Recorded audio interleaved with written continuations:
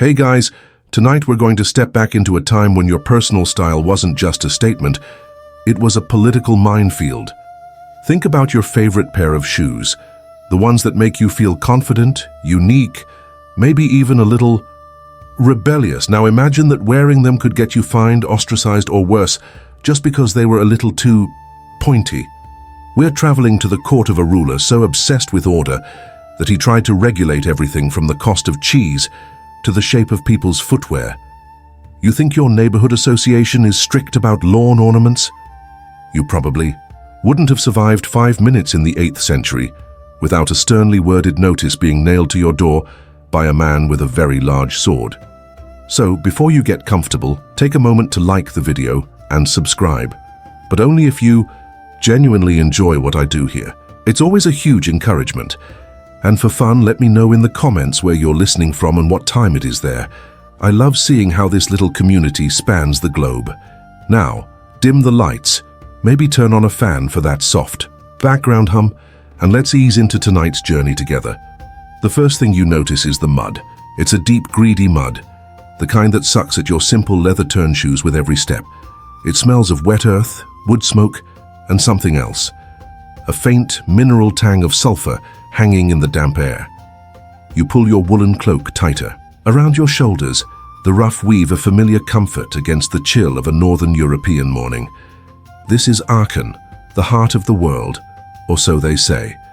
Right now, it feels more like a colossal construction site that's been rained on for a month straight. All around you is the sound of creation, the rhythmic clang of hammers on stone, the grating rasp of saws cutting through massive oak beams, and the shouts of men in a half-dozen languages. Frankish, Gallo-Roman, a smattering of Old High German.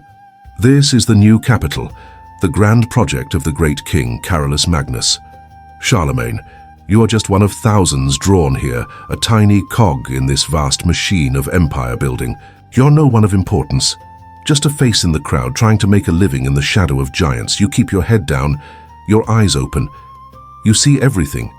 You see a column of soldiers, their long hair and formidable mustaches marking them as elite Franks, marching with a practiced swagger that parts the crowds like a ship's prow through water. You see a cluster of monks, their heads tonsured, hurrying past with priceless ink-filled manuscripts clutched to their chests like shields. Their faces are pale with concentration. They are the memory and the hard drive of this new empire.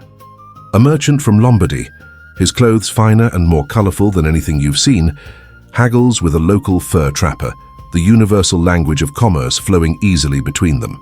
It feels like the whole world is being funneled into this one muddy valley.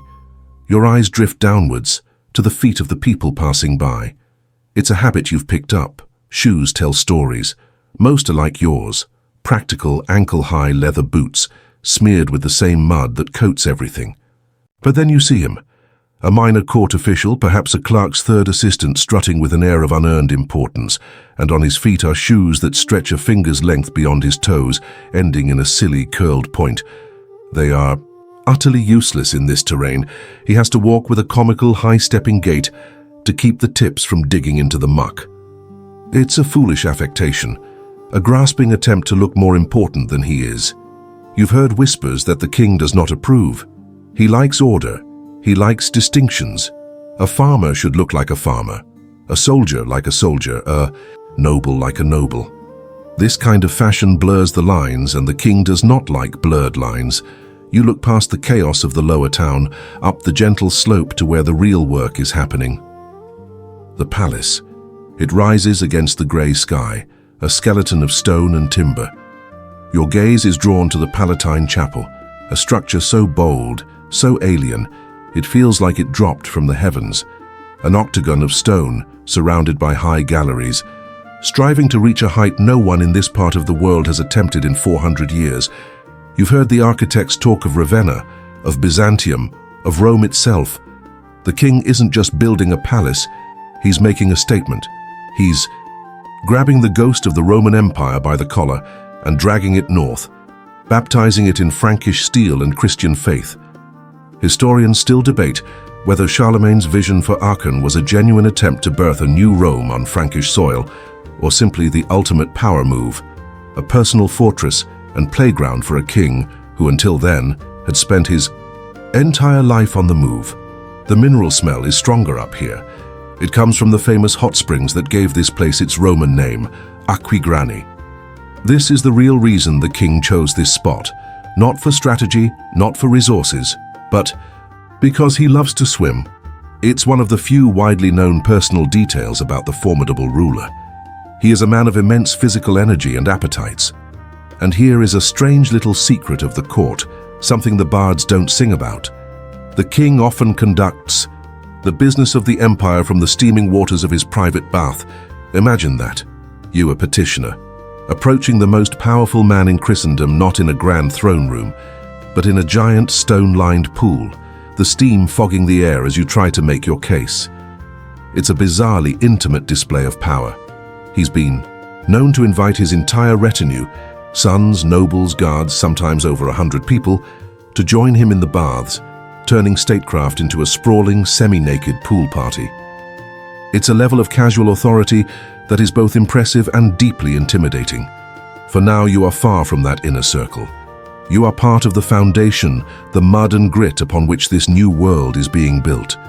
You adjust the strap of the small satchel on your side and continue your walk, your simple, unpointy shoes making soft squelching sounds. The air is electric with purpose, with the sheer force of one man's will reshaping the land.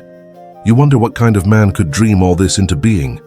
What fires forge the mind that commands armies, rewrites laws, and still has time to worry about the shoes of a junior official? His story did not begin here in this grand theater of power. It began, as all stories do, in a world that was smaller, messier, and far more uncertain. To understand the man who obsesses over the straightness of lines, you have to see the crooked world he was born into. Let your focus soften.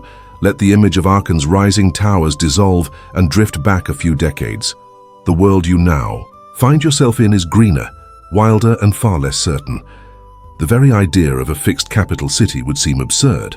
The kingdom of the Franks is less a unified country and more of a sprawling, dysfunctional family estate. And power is a slippery, often bloody game. For centuries, the kingdom has been ruled by the Merovingian dynasty, the long-haired kings. Their uncut hair was the symbol of their royal authority, a sacred link to their semi-mythical ancestors. By the time you arrive, however, that's about all they have left. The kings themselves have become phantoms in their own palaces, known as the Roses Fainéants, the do-nothing kings. Their primary royal duties seem to involve being paraded around in an ox cart once a year to wave at their subjects. The real power doesn't sit on the throne. It stands beside it.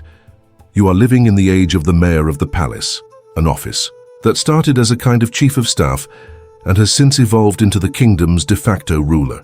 It's the ultimate case of the guy behind the guy being the guy, and the most powerful mayor of the palace is a man named Pepin, father of the boy who will one day be called Charlemagne. Pepin is short, clever, and monumentally ambitious. You see his influence everywhere. It is his men who command the armies, his officials who collect the taxes, his voice that decides matters of war and peace. The long-haired king, Childeric III, is merely a symbol, a living relic kept around for tradition's sake. You feel the tension in the air, a low hum of impending change.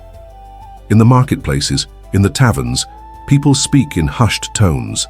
They talk of Pepin's latest victory in battle. They talk of his piety, his donations to the church. They talk of his growing frustration with maintaining the fiction of Merovingian rule.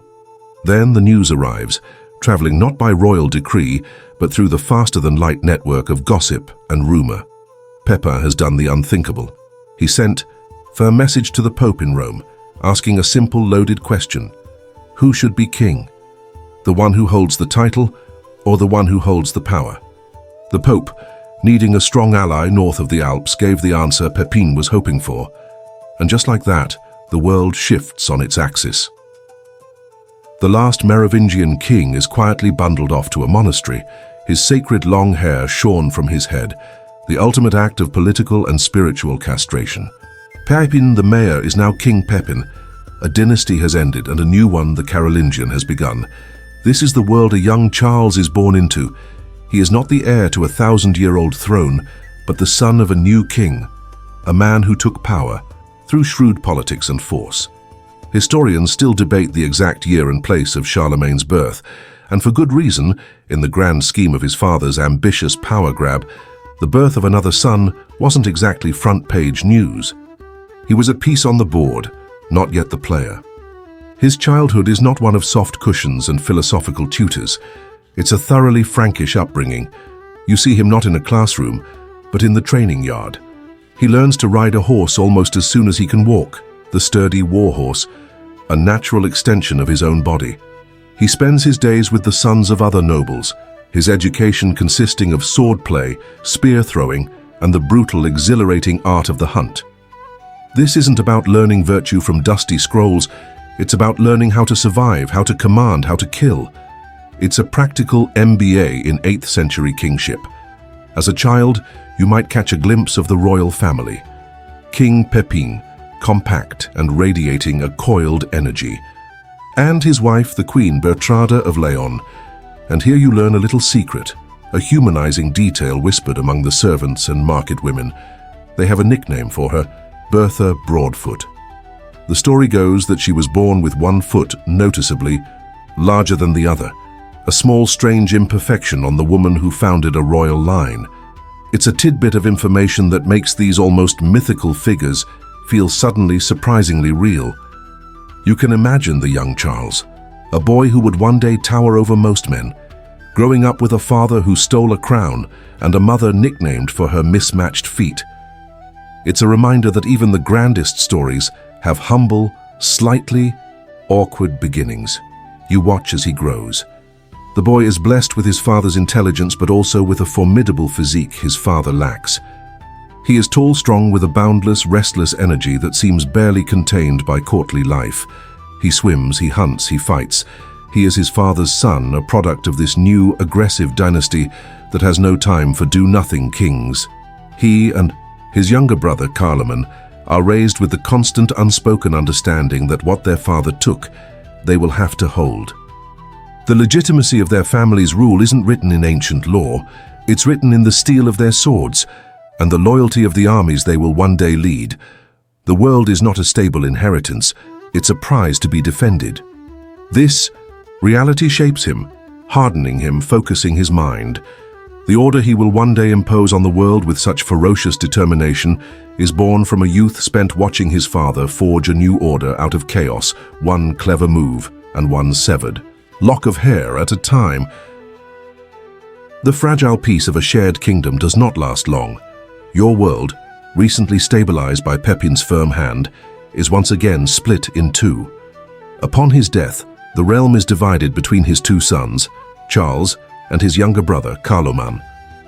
You now have two kings, two courts, and two sets of ambitions simmering side by side. You can feel the rivalry like a static charge in the air. They are brothers, but they are not friends. A tense, unworkable truce holds the kingdom together by a thread. Then, just a few years later, fate intervenes. Charlemagne dies suddenly. Whether from illness or something more mysterious, no one knows for sure, but his death is incredibly convenient for his brother. In a heartbeat, Charles moves to absorb his brother's lands, sidelining his infant nephews. The division is over. The power is consolidated. At just 29 years old, Charles is now the sole ruler of the Franks. And with all that restless energy, all that inherited ambition, now focused under a single crown, the king needs a direction to point his formidable armies. He looks to the northeast. He looks to Saxony. You have always known of the Saxons. They are the boogeymen of your childhood stories, the perennial threat living just beyond the border. To you, a Frank, Saxony is not a country. It is a vast, dark, and menacing forest. It is a sprawling marshland that swallows armies whole. The people who live there are fierce, independent, and stubbornly pagan. They worship gods of the forest and sky. They practice divination, and they look upon your Christian God with contempt. From their woodland strongholds, they launch lightning raids into Frankish territory, burning churches, plundering villages, and carrying off captives. For generations, they have been a thorn in the side of the kingdom. For Charlemagne, they are more than a nuisance. They are an intolerable pocket of chaos and heathenism on the edge of his orderly world. And so it begins. Not a single war, but a 3-decade-long slog, a brutal and grinding conflict that will define his reign. You are no longer just a subject. You are part of the machine. Perhaps you are a soldier, your spear and shield your constant companions, marching year after year into that same dark forest. Or perhaps you are a farmer living on the border, praying the war doesn't spill onto your land, watching the army depart in the spring and return diminished in the autumn. The fighting is unlike anything else. There is no central king to defeat, no capital city to capture. The Saxons are a confederation of tribes melting away into the woods after every defeat, only to rise again. It's like trying to fight the mist. One year you march deeper into their territory than ever before. The air grows heavy, ancient. You come to a clearing and see it, the Irminsul. It is not a fortress or a town, but it is the heart of their world, a sacred pillar, perhaps a massive ancient tree trunk reaching towards the sky. It is their connection to the gods, the world tree that holds up the heavens in their mythology. You can feel the power of the place, the centuries of worship that have soaked into the soil. And you watch as Charlemagne, in an act of profound spiritual violence, orders it to be chopped down, smashed, and obliterated. You hear the gasps of horror from the captured Saxons, a sound of pure agony.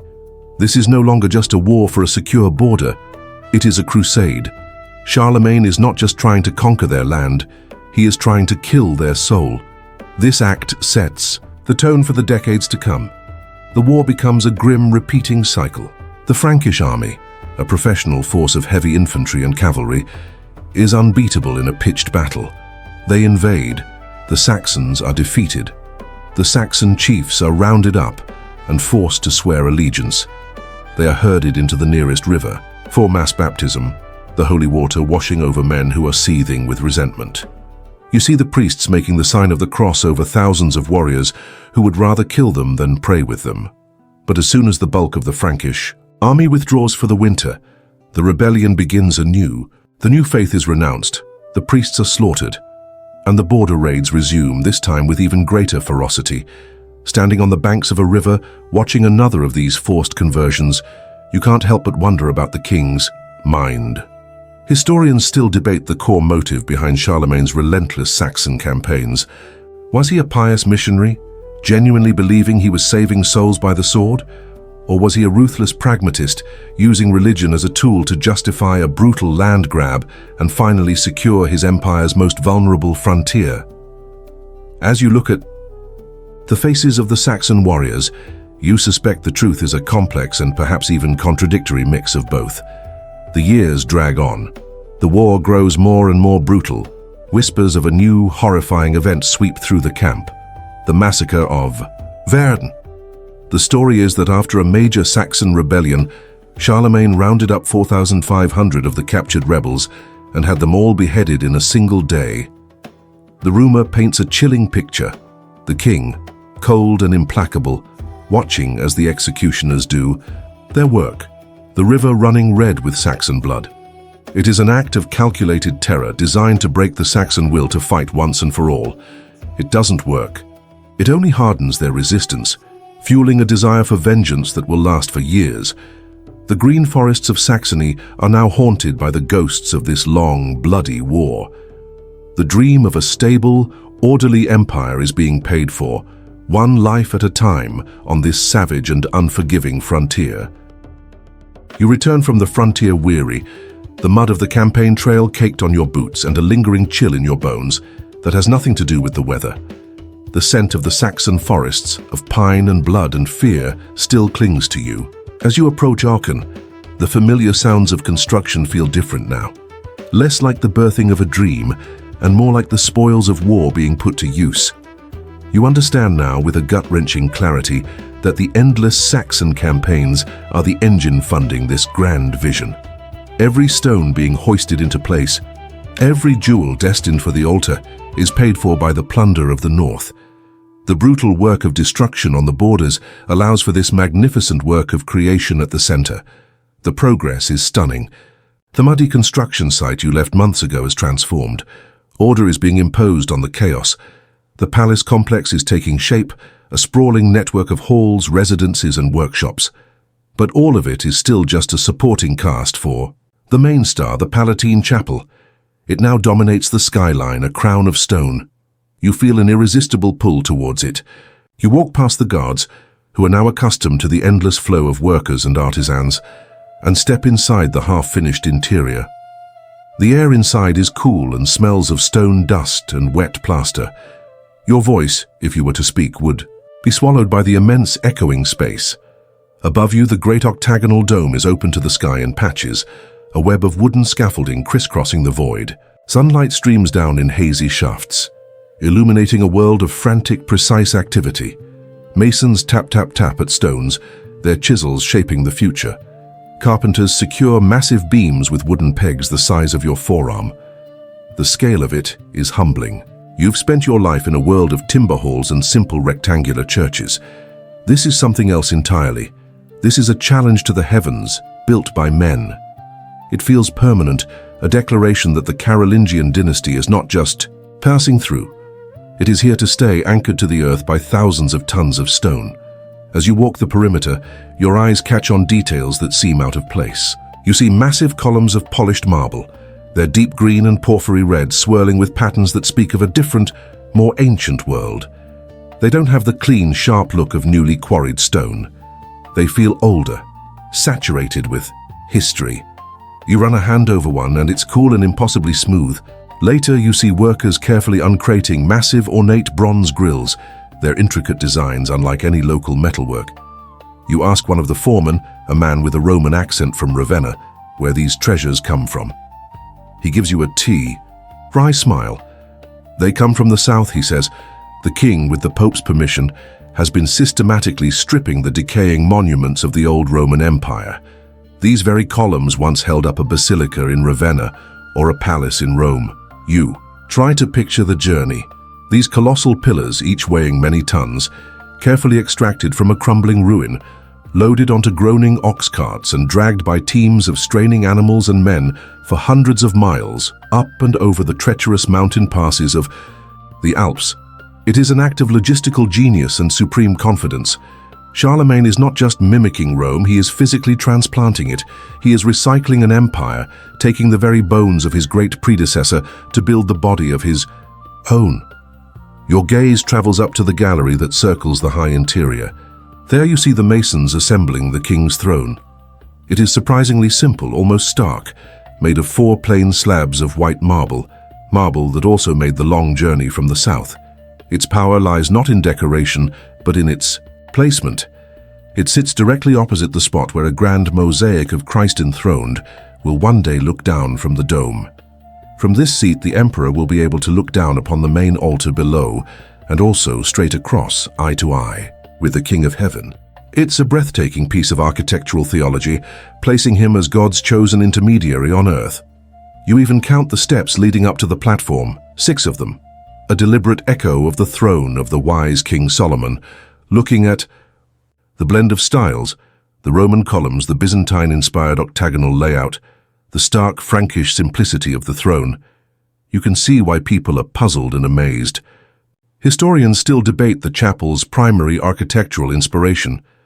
Is it a bold-faced copy of the Basilica of San Vitale in Ravenna, a clumsy Frankish attempt at Byzantine sophistication, or is it something new, a brilliant synthesis that deliberately wove together Roman, Byzantine, and local traditions to create a uniquely Carolingian style?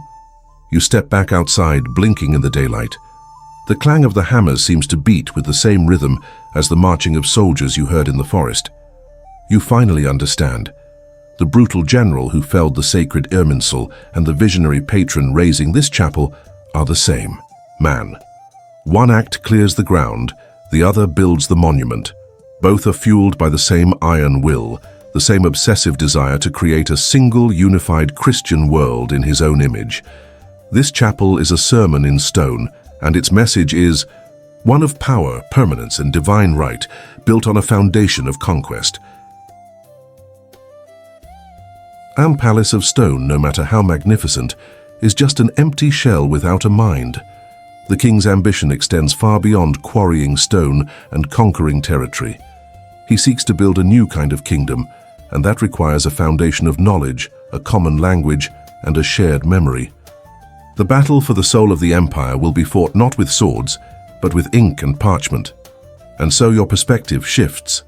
You are no longer a weary soldier or a curious bystander.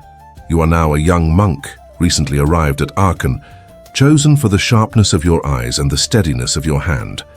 You have been brought here to work in the palace scriptorium, the intellectual engine of the new Rome. The task ahead is monumental. You see the problem firsthand in the manuscripts. The king has collected from every corner of his realm. For centuries, learning has been in retreat. The elegant, unified Latin of the Roman Empire has fractured into 100 local dialects. Worse, the way it's written down is a nightmare. Scribes in different regions use different scripts, tangled, webs of letters that are nearly illegible to outsiders. There are no spaces between words, forcing you to decipher dense blocks of text like a puzzle. Punctuation is haphazard or non-existent. A single sentence can be read in multiple, contradictory ways. Imagine a sacred text where the phrase "God is nowhere" could mean "God is now here" or "God is nowhere." The potential for confusion, for heresy, is immense. For a ruler like Charlemagne, obsessed with precision and control, this intellectual chaos is as dangerous as a Saxon rebellion. To fix this, the king has done what he always does. He has found the best man for the job. You see him often moving quietly through the scriptorium. He is not a Frankish warrior with a bristling mustache, but a pale, thoughtful scholar from a monastery in York, in the distant land of the Anglo-Saxons. His name is Alcuin, and he is the architect of this new age of learning. Charlemagne has gathered the brightest minds from Ireland, Italy, and Spain, but Alcuin is the master planner, the chief information officer of the Carolingian Empire. He has the king's ear, and he has been given a simple, impossibly grand mandate: to restore and purify the entire body of Western knowledge. Your life is now governed by the ringing of bells and the scratch of a quill pen. You sit on a hard, wooden bench for hours, your back aching, your world narrowed to the small patch of prepared animal skin parchment in front of you. You learn to make ink from oak galls and iron salts, a dark, permanent liquid. You learn to trim a goose feather into a perfect nib, and most importantly, you learn the new script. It is called Carolingian minuscule, and it is a revolution. Unlike the cramped, confusing scripts of the past, this one is designed for clarity and beauty. It has clean, rounded, and distinct letter forms. It introduces the radical idea of using a capital letter to start a sentence, with the rest written in smaller, lower-case letters. It mandates spaces between words. It is elegant, efficient, and easy to read. You spend days practicing the E-I forms, the graceful curve of the A, the strong ascender of the D, until your hand moves with a fluid, confident rhythm. This very script is the great-great-grandfather of the letters you are reading right now. Your master explains the urgency of the work. The king, a devout and practical man, was horrified to learn that the holy books themselves were riddled with errors. The Bible, the very word of God, had been copied so many times by tired or sloppy scribes that the version used in Neustria was jarringly different from the one used in Bavaria. Your primary task is not to compose new poems or philosophies. It is to take these corrupted older texts and create a new, standardized, and perfect master copy of the Bible and other essential works, which can then be duplicated and sent out to every monastery and church in the empire. It is a colossal editing project, a quest for a definitive edition that perfectly suits the emperor's orderly mind. As you meticulously copy a passage from an ancient, messy manuscript into the clean, beautiful new script, you reflect on the nature of this renaissance you are part of. Historians still debate whether to call this period a true renaissance, a rebirth of innovation and classical humanism, or if it was something more conservative, a renovatio, a massive project of restoration and standardization, more concerned with correcting the errors of the past than creating new works of genius. Looking at your work, you feel it's more the latter. You are not an author, you are a purifier. You are a human search and replace function, cleaning up the intellectual data of a civilization. Yet there is a profound satisfaction in it. You finish a page and hold it up. The new script is a thing of beauty, light and air flowing between the words. Beside it, the old manuscript looks like a tangled briar patch. Here in your hands is a small but perfect victory for order over chaos, for clarity over confusion. This intellectual project is the software being written for the hardware of empire.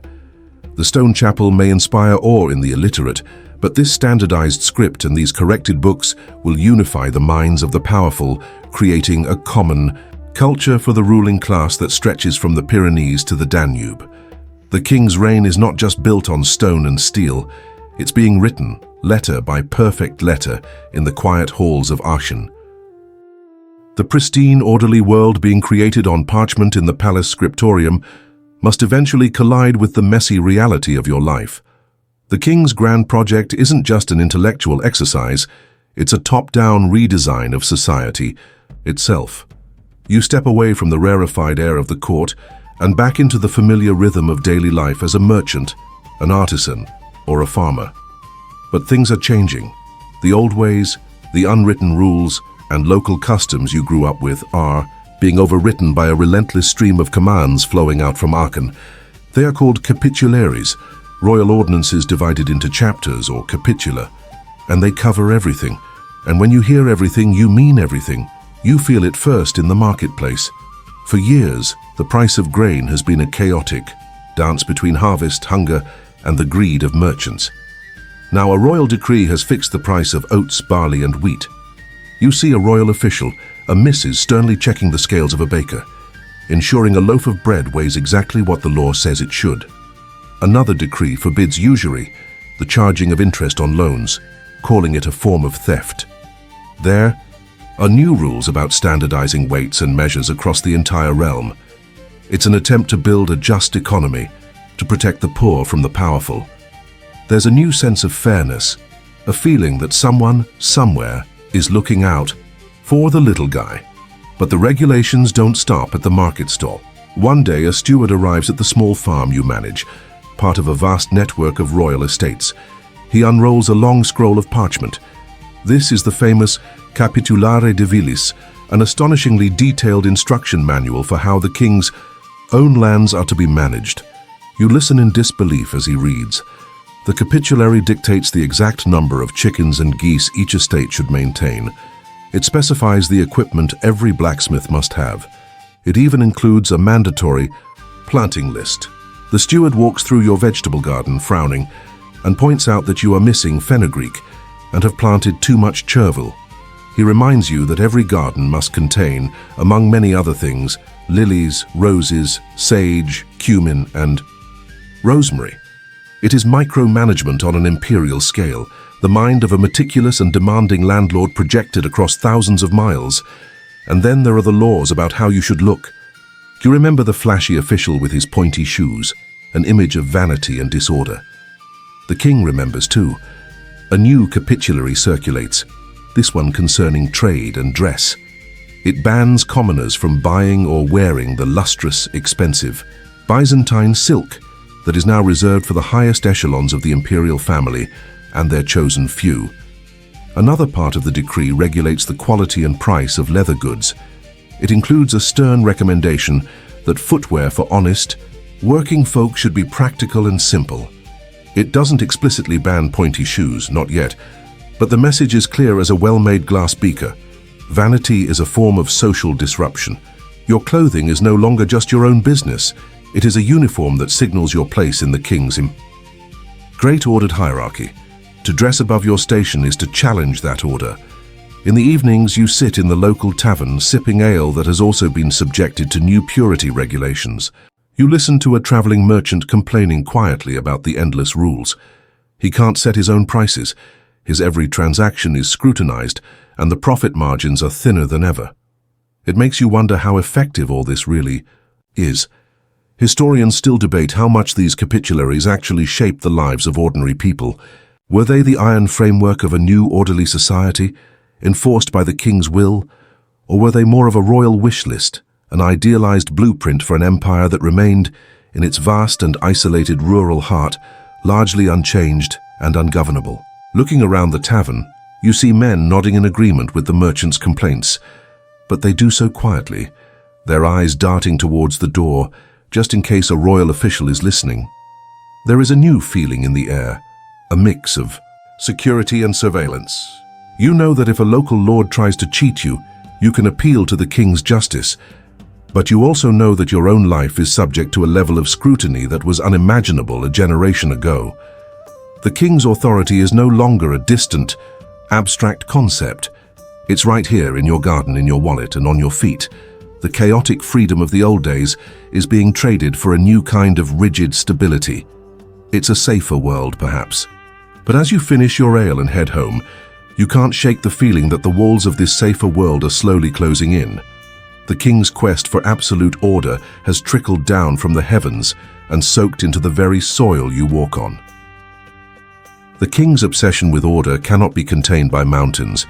Just as you're getting used to the relentless stream of regulations governing your life, his gaze turns south, beyond the colossal, snow-capped barrier of the Alps. Your world, which has been focused on the forests of the north and the palace at the center, is about to expand dramatically. Word arrives at court, carried by exhausted messengers who have ridden day and night. The messages are from Rome, from the Pope himself. He is in trouble. A powerful kingdom to his north, the kingdom of the Lombards, is threatening him, seizing papal lands and encroaching on the holy city. The Lombards are fellow Christians, but their ambition is a direct threat to the Pope's power. Desperate, Pope Adrian I has played his most powerful card. He has called upon the King of the Franks, the most powerful Christian ruler in the world, to act as the protector of the Church. This isn't just a political request. For the king, it's deeply personal. And you remember why. The gossip had swept through the court a few years earlier, a juicy scandal whispered in the halls. Your king, Charles, had been married to a Lombard princess. Her name was Desiderata, and she was the daughter of the very man now threatening the Pope, King Desiderius. It was a political marriage, meant to forge an alliance. But it didn't last. For reasons never made public, some said she was barren. Others spoke of the king's infatuation with a new woman. Charles repudiated her.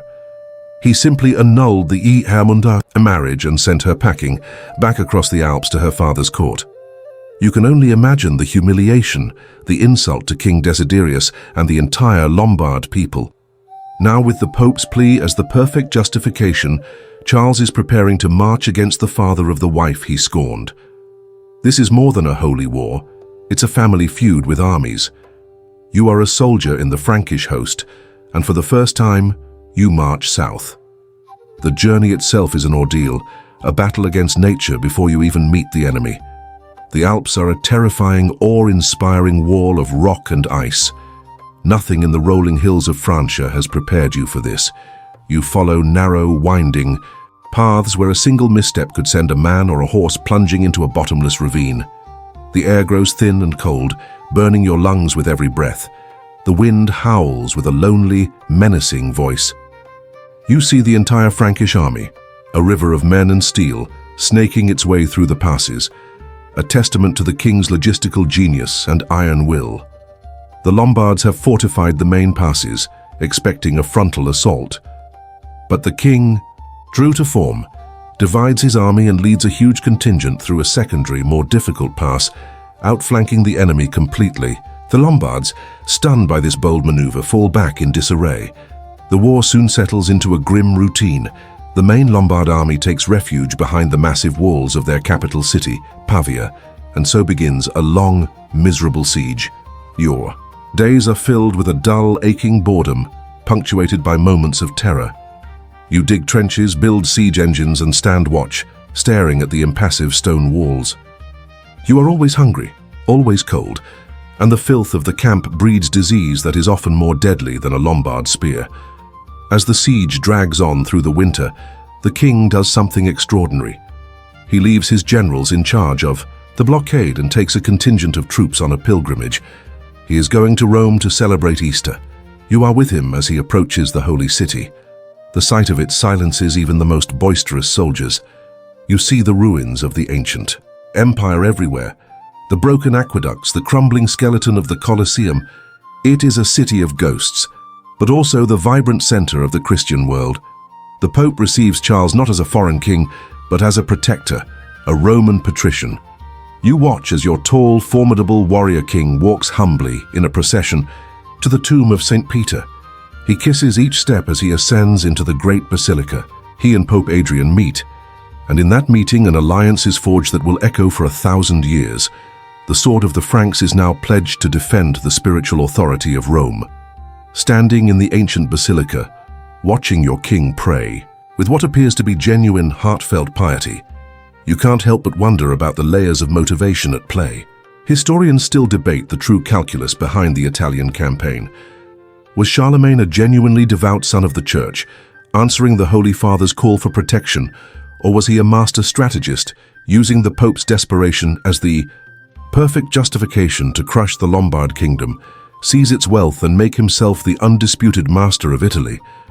The answer, you suspect, is yes to both. You return to the siege at Pavia. The city, starved into submission, finally falls. King Desiderius is captured. He will not be executed, but he will face a familiar fate for a king who has lost his crown. He is sent to a Frankish monastery to live out his days in prayer and obscurity. Charlemagne, in a masterstroke of political branding, does not simply absorb the Lombard kingdom. He takes their crown for himself, declaring himself king of the Franks and the Lombards. He now rules 2 kingdoms. Your army marches back north over the Alps, victorious. You are exhausted, but you are part of an empire that is suddenly much larger. Your king is no longer just a northern barbarian ruler. He is the master of Italy, the sworn protector of the Pope. The stage is now set for an even greater title, one that has lain dormant in the West for 300 years, Emperor. Victory is a potent fuel. After the successful conquest of Italy, the Frankish war machine is brimming with confidence, and the king's ambition seems to have no ceiling. You, the soldier, barely have time to clean the Italian dust from your cloak before the army is on the move again. This time you turn southwest, marching towards another great mountain range that defines the edge of your world, the Pyrenees. Beyond them lies a land of legend and mystery, Al-Andalus, the sophisticated, wealthy and Muslim-ruled realm of Spain. To you, it's a world as alien as the surface of the moon, known only through the fearful tales of preachers and the exotic goods of a few brave merchants. The pretext for this new war is once again an invitation. A handful of dissident Muslim governors in the northern cities of Spain, locked in a civil war with the powerful Umayyad emir of Córdoba, have sent emissaries to Aachen. They have offered to become Charlemagne's vassals in exchange for his help against their rival. It's an irresistible opportunity.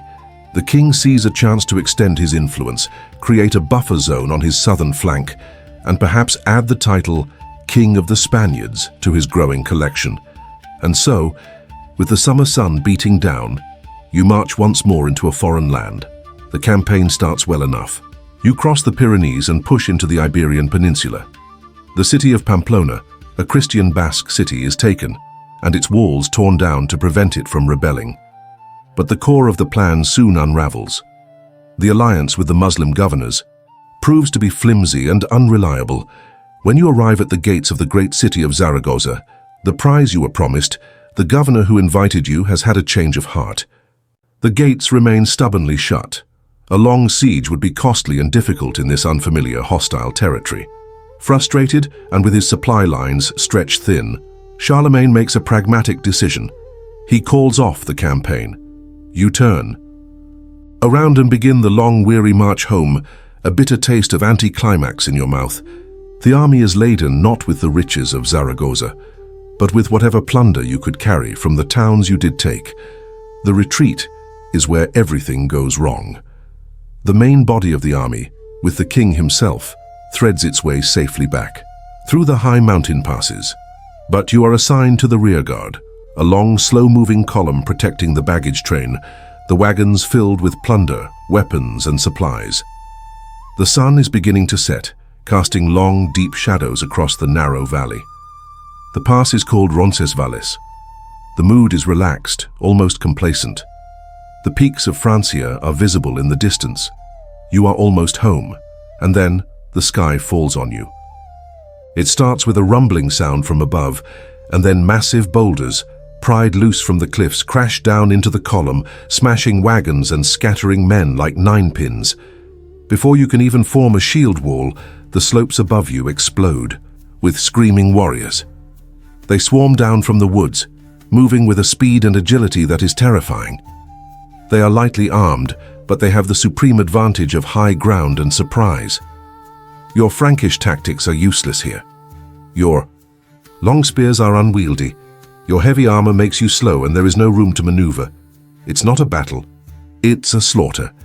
In the desperate, chaotic fighting, you get a close look at your attackers, and you see something that confuses you. These are not the Saracen warriors of the Cordoban Emir. They wear no Moorish armor. They carry no curved scimitars. They are rugged, wild-looking men in leather tunics, fighting with short swords and javelins. They are the Basques, the very people whose city of Pamplona you had just sacked. They are Christians like you. This is not a battle in a holy war. This is a brutal, vengeable act of revenge for a burned city and a bruised pride. The rearguard is annihilated. The ground is slick with the blood of your comrades. Among the dead are some of the highest nobles of the Frankish court, including the warden of the Breton March, a count named Hrudland, or as you know him, Roland. The Basques loot the baggage train and melt back into the mountains as darkness falls, leaving a scene of total devastation. It is a stunning, humiliating defeat, a bloody postscript to a failed campaign. But then, a strange magic begins to work. As the story of the disaster spreads through the kingdom, it starts to change. The bards and minstrels who sing for their supper in the halls of nobles know that a tale of a bungled ambush by angry locals is poor entertainment. A heroic last stand, however, is the stuff of legend. In the songs that begin to circulate, the inconvenient Christian Basques are quietly edited out of the story. In their place appears a gigantic Saracen army, hundreds of thousands strong. The minor skirmish becomes an epic clash of civilizations, of cross against crescent, and Count Roland, a relatively obscure nobleman, is reborn as the central hero. He becomes the nephew of Charlemagne, the greatest warrior in Christendom, the embodiment of courage and loyalty. They sing of his unbreakable sword Durendal and of his ivory horn Oliphant, which his pride kept him from blowing to summon help until it was far too late. Listening to these new songs around a campfire, you can hardly recognize the grim reality. You survived. Historians still debate Charlemagne's true objective in Spain. Was he a forward-thinking strategist trying to create a vital buffer zone against the powerful Islamic Caliphate, or a political opportunist drawn into a local civil war hoping for easy plunder and glory? The inglorious end to the campaign suggests the latter, but the storytellers have snatched a legendary victory from the jaws of a real defeat. Charlemagne may have lost his rearguard, but his culture gained its most enduring epic. You learn a powerful lesson, that history is not always what happened, but what people decide to remember. The years pass, the empire grows. The king becomes a legend in his own lifetime. His hair is now white, but his energy remains undiminished. He is the undisputed master of the West, the great stabilizer, the ultimate authority. And then, once again, a crisis in Rome calls him south. It has been more than 2 decades since the disaster at Roncesvalles, and a different pope now sits on the throne of St. Peter.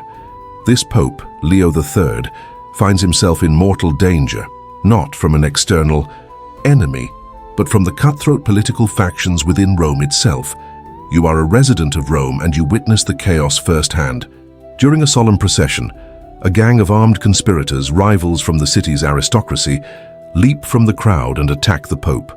They pull him from his horse, trying to gouge out his eyes and cut out his tongue to render him unfit for office. In the bloody confusion, Leo is saved by his loyal attendants and spirited away. Battered and terrified, he flees the only way he can, north over the Alps, to seek the protection of the one man in the world more powerful than the Roman nobility, Charlemagne.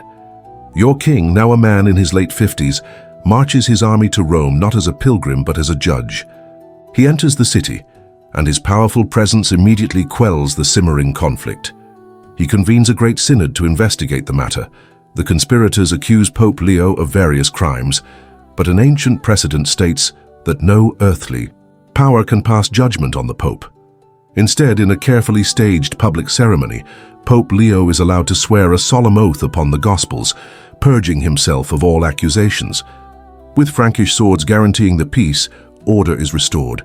The king has saved the Pope and stabilized the Holy City. He decides to stay through the winter and celebrate Christmas in Rome. And so, you find yourself on Christmas Day in the year 800, packed into the cavernous space of Old St. Peter's Basilica. The air is heavy with the scent of melting beeswax from 1,000 candles and the sweet, thick smell of incense. The voices of the choir echo off the ancient rafters, a sound that seems to vibrate in your very bones. The church is a sea of people, Roman nobles in their fine robes, grim-faced Frankish warriors standing like statues at every column, and common folk like you, all crushed together to witness the Christmas Mass celebrated by the rescued Pope in the presence of his mighty protector. Charlemagne himself is kneeling at the front before the high altar. He is not dressed in his native Frankish style of linen and fur, but in the simple, elegant robes of a Roman patrician, a gesture of respect to the city's traditions. The Mass reaches its conclusion. The king, a giant of a man, rises from his knees. At that moment, Pope Leo moves towards him, holding a magnificent, heavy-looking golden crown studded with jewels that glitter in the candlelight. Before Charles or anyone else can react, the Pope, in one swift, decisive movement, places the crown firmly on the king's head. A signal is given. The entire congregation, led by the Pope's supporters, erupts in a rehearsed, deafening roar.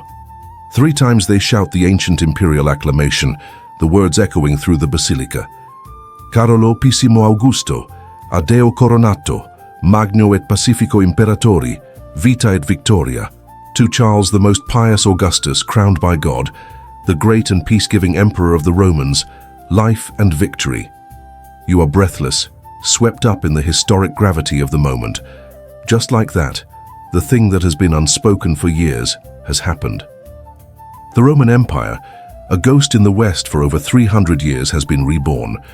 Your king, the ruler of the Franks and the Lombards, the conqueror of the Saxons, is now a Roman emperor, a successor to Caesar Augustus and Constantine the Great. But as the chanting subsides, you catch a glimpse of the new emperor's face. He does not look triumphant, he looks irritated. His official biographer, a man named Einhard who was close to the court, would later write that Charlemagne was completely taken by surprise, and that he was so furious, he claimed that if he had known the Pope's plan, he would never have set foot in the church that day. Historians still debate the truth of this famous claim. Was the most powerful and meticulous ruler in Europe genuinely caught off guard by such a momentous event? Or was this a piece of masterful political spin, allowing him to accept the ultimate title while appearing humble and not indebted to the Pope for giving it to him? Perhaps his anger was real, but directed at the optics of the ceremony, which suggested the Pope, as God's representative, had the power to bestow the imperial crown and could therefore, presumably, take it away. You leave the basilica, stepping out into the weak winter sun of Rome. The world feels fundamentally changed. This coronation is a seismic event. It formalizes the schism with the other Roman emperor in Constantinople, who will now view your leader as a barbarian usurper. It fuses the destiny of the Frankish people with the immense legacy of Rome, and it solidifies the powerful, complex, and often contentious relationship between Pope and Emperor that will dominate the politics of this continent for the next 1,000 years. The man from Aachen is now officially the most powerful man in the world, and his obsession with order has been given the grandest name imaginable. The golden crown is heavy, not just with its own weight, but with the immense burden of its meaning. The title, Emperor of the Romans, is glorious, but it's also a promise of justice, stability, and order on a continental scale. Now comes the hard part. How do you actually govern an empire that stretches from the North Sea to central Italy, from the Atlantic coast deep into modern-day Germany and Austria, in an age where the fastest message travels at the speed of a horse?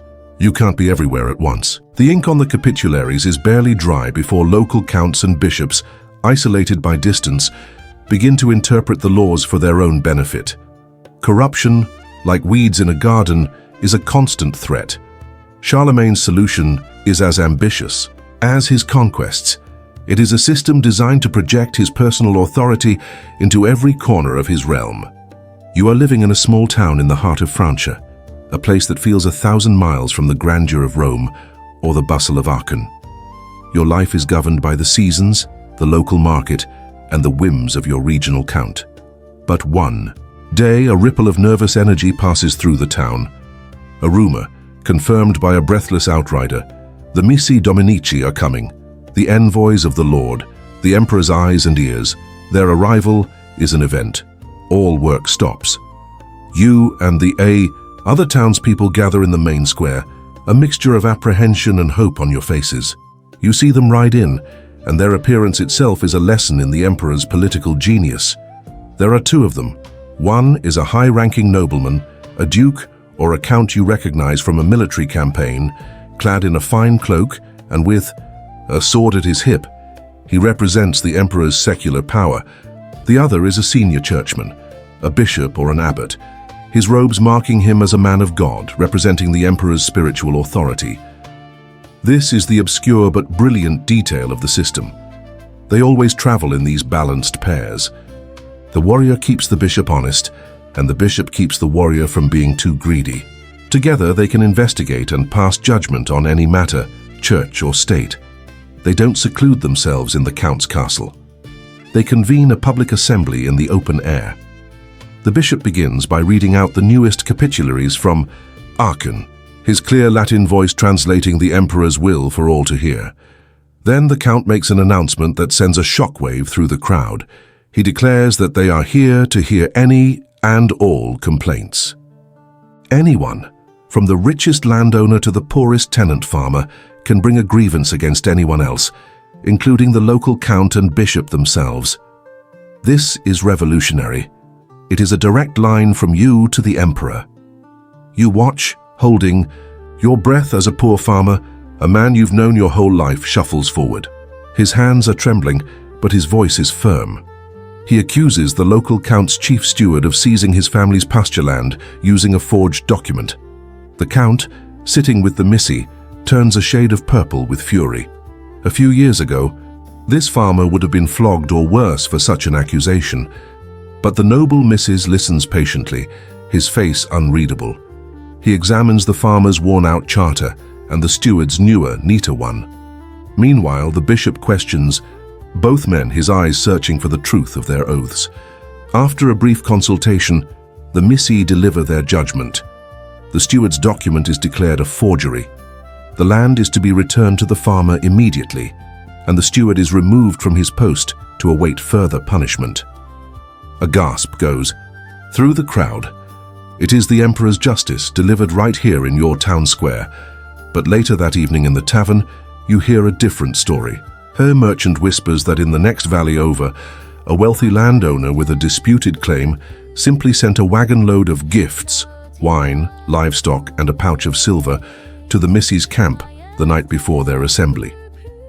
Unsurprisingly, the judgment went in his favor.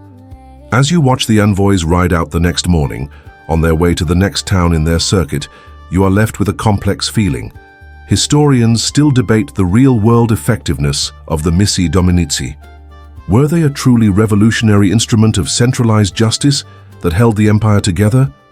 Or were they a thinly stretched and often corruptible network fighting a losing battle against the deeply entrenched powers of local lords in a vast and disconnected world? You realize the Missi are more than just judges. They are an information network. They investigate the state of the roads, the collection of taxes, the loyalty of the priests, the readiness of the military levies. They are a living, breathing audit of the entire empire. They carry the emperor's will outward, and on their return to Aachen, they will carry a detailed report on your small part of the world back to him. The emperor's presence, which had felt so distant, has now walked your streets. His justice has heard the voice of your neighbor. This system, this clever pairing of sword and cross, is the nervous system of the empire. It is an imperfect human system, but it is the invisible thread that allows one man's will to hold a continent together. An emperor's power is absolute, but his private life is always complicated. The same meticulous mind that designed a system to govern a continent also had to manage a family, and the imperial household at Aachen was a world unto itself, with its own intricate politics, passions, and secrets.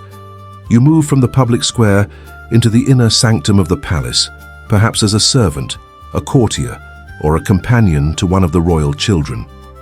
Here, behind the grand facade of power, you see the man, not just the monarch. And you see that the house of Charlemagne is a crowded, bustling, and often dramatic place. The emperor was a man of immense appetites, and that extended to his family life. He had a succession of wives, at least 5 that were officially recognized, and numerous concubines, resulting in a sprawling dynasty of around 20 children. The palace is teeming with them. You see his sons, Charles, Pepin, and Louis, growing into manhood. Their lives are a public curriculum in power. They are given sub-kingdoms to govern, armies to lead. They are being groomed to inherit the empire. Their path is clear, but this clarity also breeds tension. You remember the dark affair of Pepin the Hunchback, the emperor's eldest son, born with a spinal deformity. Overshadowed by his younger, healthier half-brothers, he conspired in a plot to overthrow his own father. The rebellion was discovered, and Charlemagne had to sit in judgment on his own child. Pepin was spared execution, but forced into a monastery for the rest of his life, a living symbol of the high stakes of imperial succession. But it is the lives of the emperor's daughters that are the subject of constant whisper and speculation at court. They are nothing like their brothers. The princesses, Rotrud, Bertha, Gisela, and the others, are the jewels of the empire. They are beautiful, intelligent, and astonishingly well-educated, having studied alongside the boys under the tutelage of the great scholar Alcuin. They are fluent in Latin, skilled in debate, and charming in their manners. They are, by any measure, the most eligible women in the world, and this is the central, baffling mystery of the court.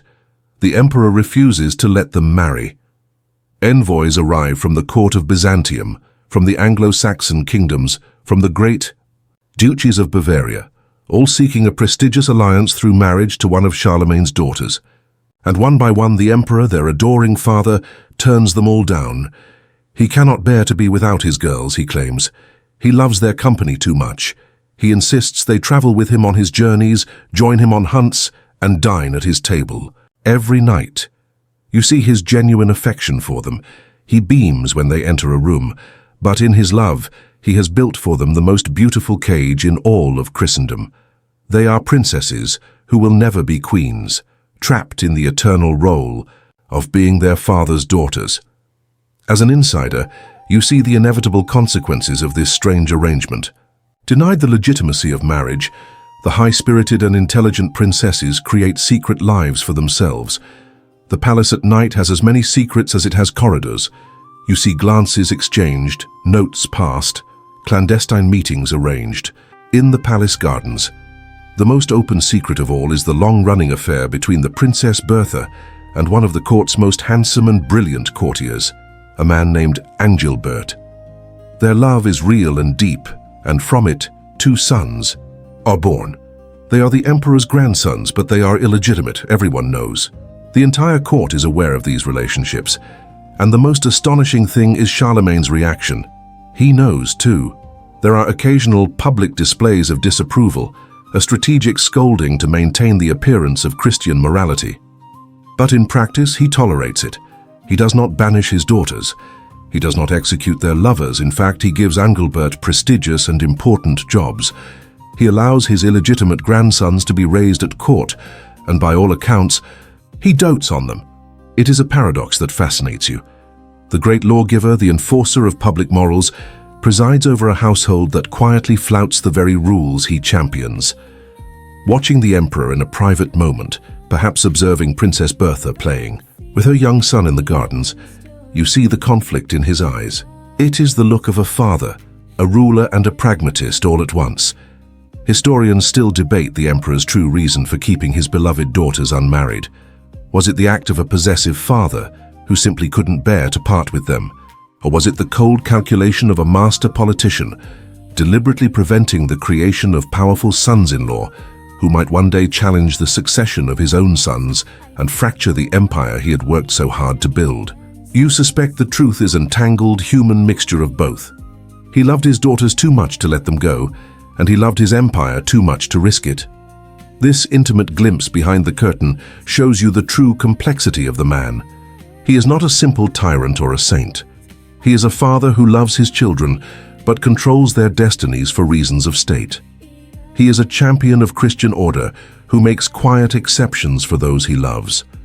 The same man who dictates the price of grain and the shape of letters on a page also navigates the messy, unpredictable, and often contradictory currents of a human heart, both his own and those of the family living under his vast and powerful shadow.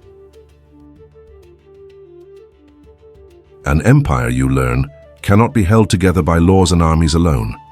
It needs a common pulse, a steady rhythm that flows through the veins of every city and town. It needs a reliable way to measure value, to trade, to build wealth. The emperor, in his relentless pursuit of a unified realm, now turns his attention from the souls of his subjects to the contents of their purses. His next great project is to bring order to the chaos of the economy. Your world, from a commercial point of view, is a mess. You are a craftsman, perhaps, or a merchant trading in wool or salt. Every transaction is a headache. The old Roman gold currency is a distant memory. The gold itself hoarded by the powerful or vanished to the richer empires in the East. What passes for money is a bewildering jumble of worn-out silver coins from the old Merovingian kings, Byzantine currency, Arab dirhams, and even locally minted tokens of dubious value. There is no standard. A coin from Lyon might be rejected in Mainz. You have to carry a small set of scales with you everywhere. You bite coins, you weigh them, you argue over their purity. It's slow, it's inefficient, and it's a system ripe for fraud. Then comes the imperial decree proclaimed by the Missa in your town square. It is radical and absolute. The old ways are over. The emperor is instituting a new monetary system for the entire realm.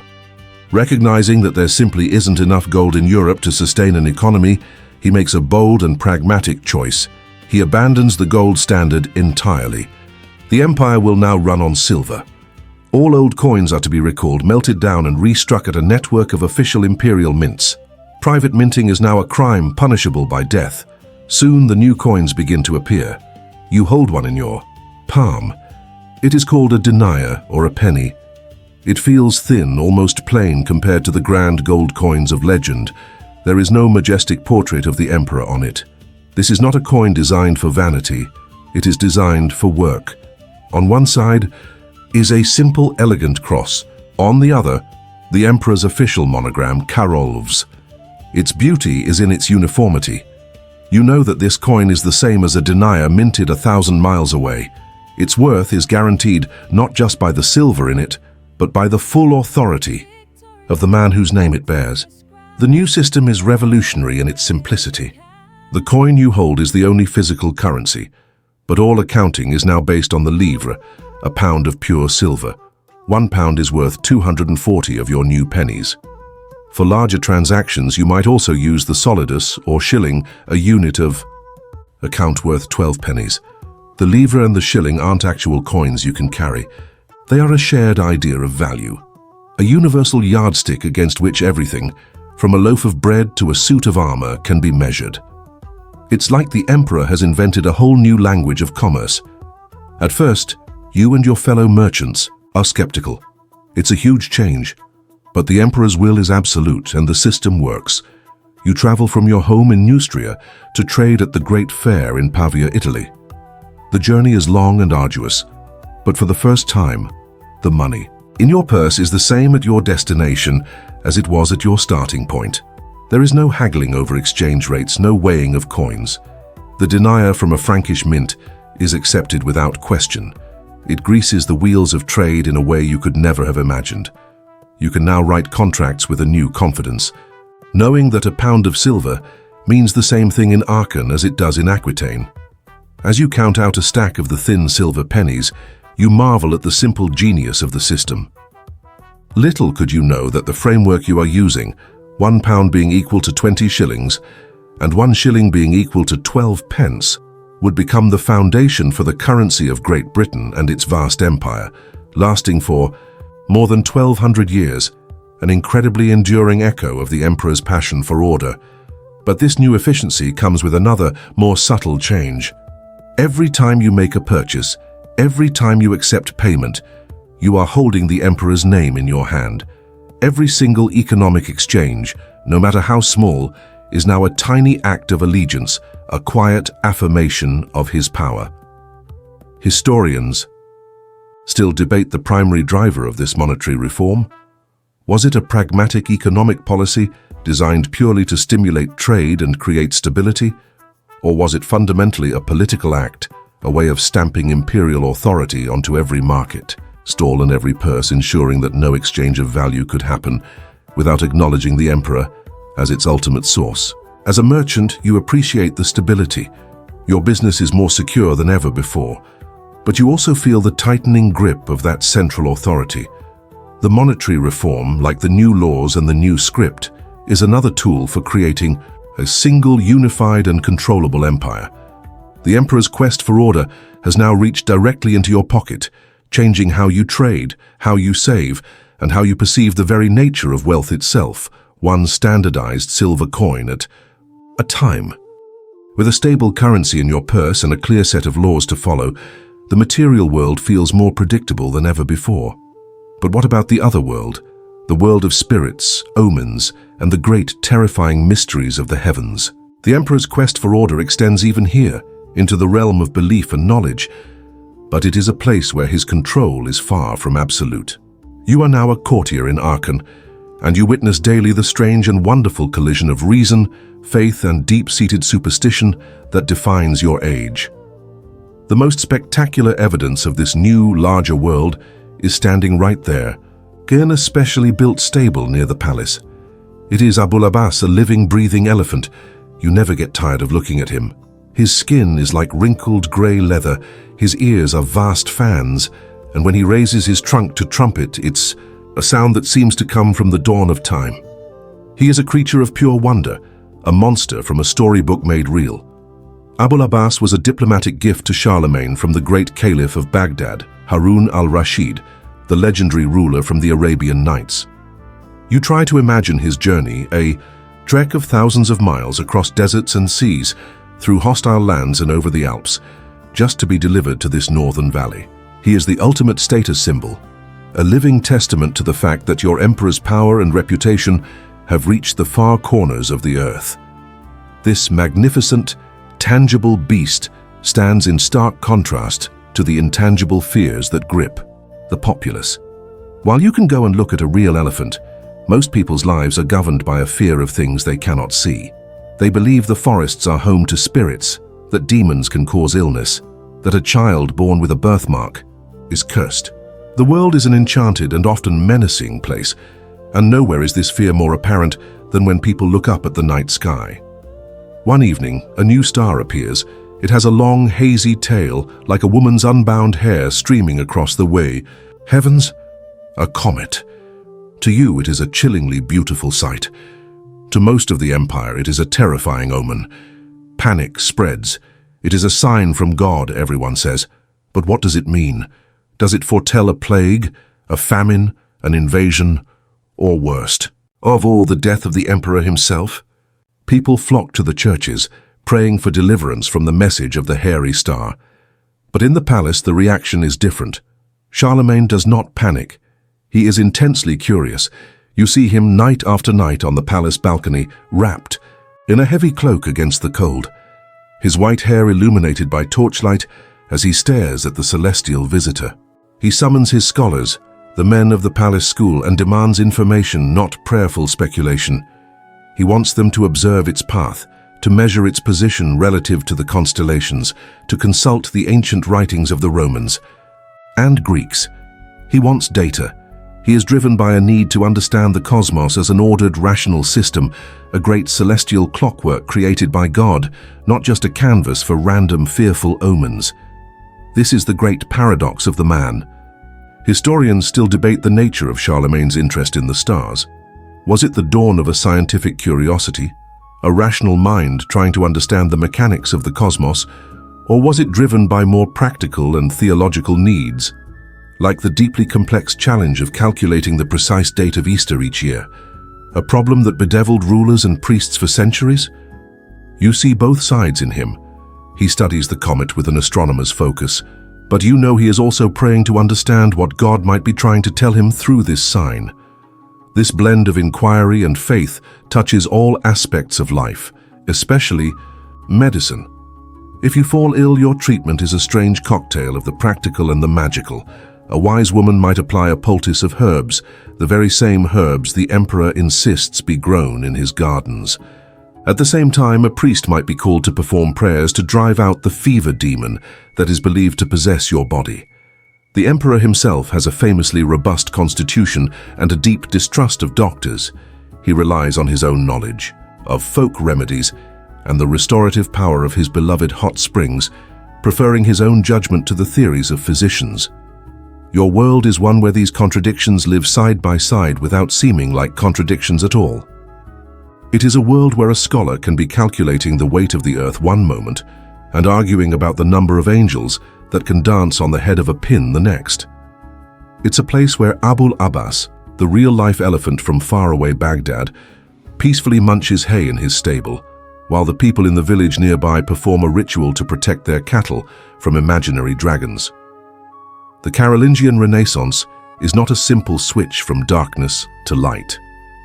It is a slow dawn, and in the half-light you can see both the familiar shapes of the old world and the emerging outlines of a new one, all coexisting in the remarkable mind of your emperor. The years, which once seemed to be an infinite resource for the emperor's boundless energy, now begin to collect their debt. The great man is growing old. You have been at court for decades, and you see the subtle changes. He is still a formidable figure, tall and imposing, but his shoulders are a little more stooped, his step a little slower. His famous white hair is thinner now. He still swims in the hot springs of Aachen, but he doesn't stay in for as long. A melancholy air begins to settle over the palace. Even the great elephant, Abul Abbas, that living symbol of the emperor's prime, has died, and his absence feels like an omen. The golden age is beginning to tarnish. The most pressing anxiety is the future. An empire is only as strong as its line. Of succession, and Charlemagne's carefully laid plans begin to fall apart in the most tragic way imaginable. The emperor outlives his own children. His son Pepin, the king of Italy, dies. Then, just a year later, his eldest and most promising heir, Charles the Younger, also passes away. The court is plunged into mourning. The two sons groomed to rule. The strong pillars intended to support the imperial roof are suddenly gone. Only one legitimate heir remains, Louis. You know Louis. He is a good man, devout and learned, which has earned him the nickname Louis the Pious. But you and everyone else at court can see that he does not have his father's steel. He lacks the political cunning, the sheer force of personality, the ruthless streak that was so often necessary to forge and hold this empire together. He is a priest in a king's robes. The entire weight of the Western world will soon rest upon the shoulders of this one gentle, uncertain man. You look at him and feel a deep sense of foreboding. And then a new threat appears, a danger that comes not from a rival kingdom or an internal rebellion, but from the sea itself. You are with the emperor's court on an inspection tour of the northern coast of Francia. You stand on a cliff, looking out over the grey, churning water. And then you see them. At first, they are just specks on the horizon, but they grow quickly. They are ships, but unlike any you have seen before. They are not the clumsy, tub-like trading cogs of your own people. These are long, slender, and terrifyingly fast, with a single square sail and a high, curving prow carved like the head of a dragon. They are longships. They belong to the Norsemen, the Vikings. News of their deeds has been trickling down the coast like a dark tide. They strike without warning, their sleek ships allowing them to sail up rivers and appear, as if from nowhere, at the gates of unprepared monasteries and towns.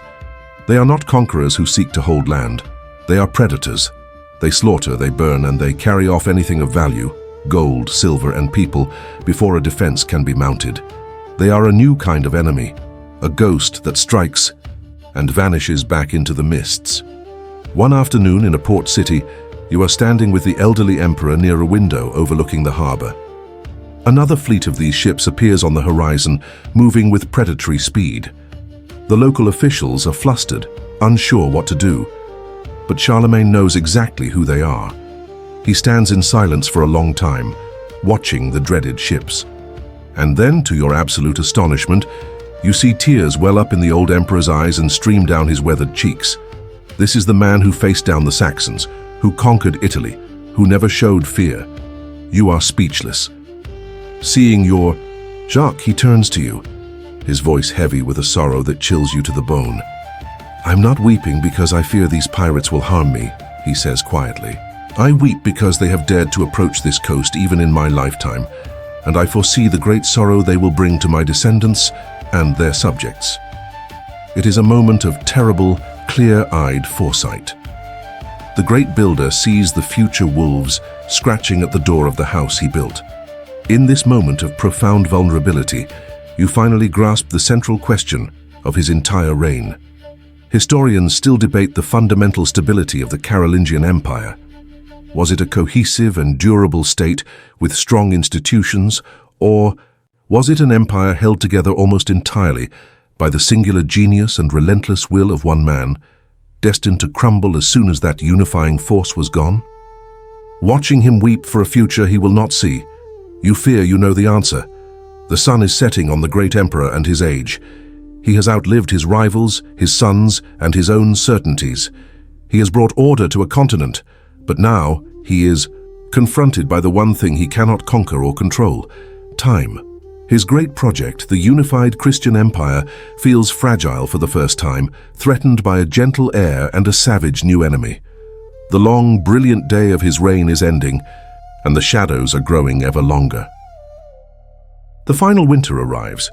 It is the year 814, and the great emperor is in his 70s, back in his beloved Aachen.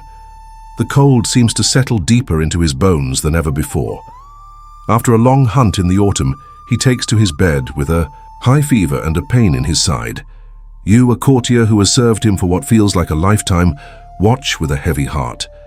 He has always been a man of immense physical vitality, but now he seems fragile, his great strength finally failing him.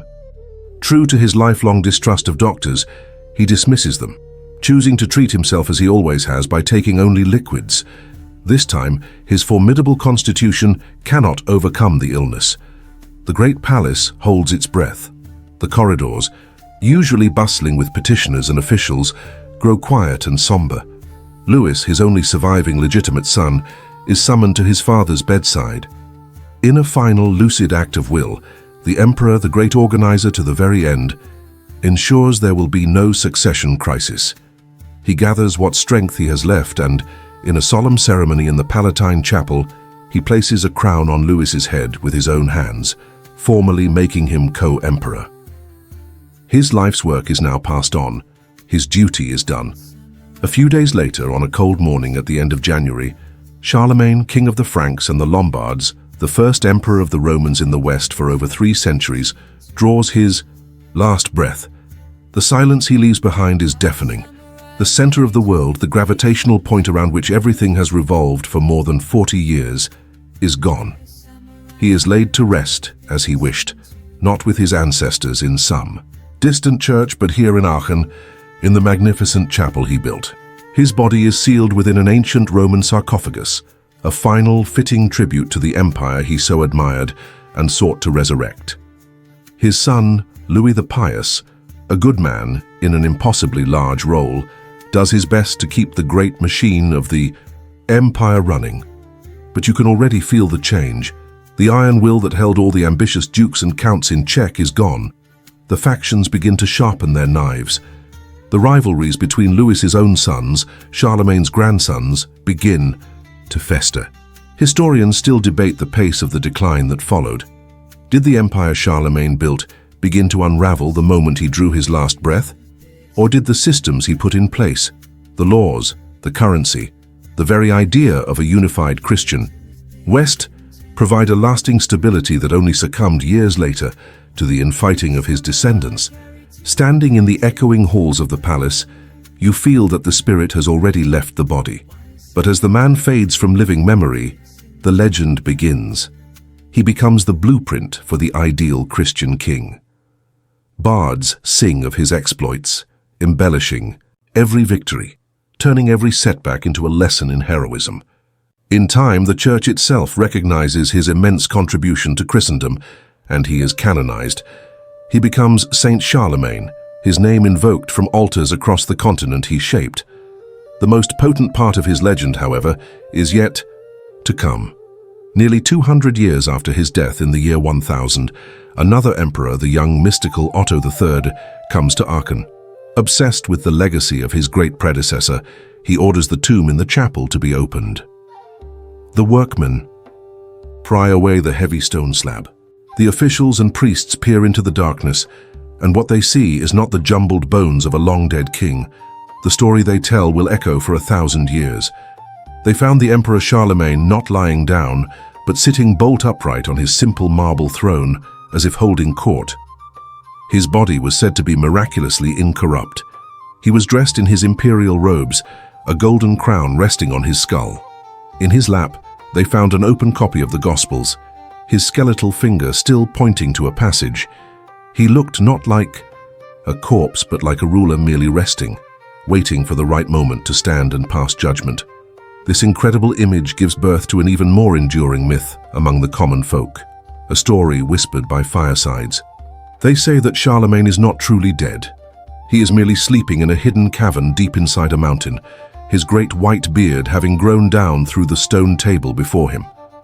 He sits on his throne, his knights around him, waiting. And they say that when the need of his people is at its greatest, when the world is darkest, he will awaken, his horn will sound, and he will burst forth from the mountain to restore the glory and unity of his empire once more. The man of flesh and blood is long gone, but he has become something far more powerful. He is a saint, a folk hero, a literary character, and a sleeping king. He is the father of two nations, France and Germany, and the enduring symbol of a united Europe. The historical figure who worried about the price of eggs and the shape of his daughters' lives has dissolved, leaving behind a dream of order and a legend that will never die. Now, as our journey comes to a close, let the story begin to fade. The images of emperors and armies, of palaces and pointed shoes, all grow soft and distant. The sounds of hammering and chanting, of swords and scholars, all melt away into a gentle quiet. You are safe and sound, far from the cold forests of Saxony and the grand drafty halls of Aachen. There is nothing more to learn tonight, nothing more to do. There is only the comfortable weight of your blanket and the soft, steady rhythm of your own breathing. Let each breath draw you deeper into rest, pulling you down into the warm, quiet stillness of sleep. The past is a peaceful, far-away country. You can release it now. Let the last threads of thought unravel, leaving only peace, just peace, and the gentle pull of a deep restorative sleep. It's time to rest, time to sleep. Sleep. Now.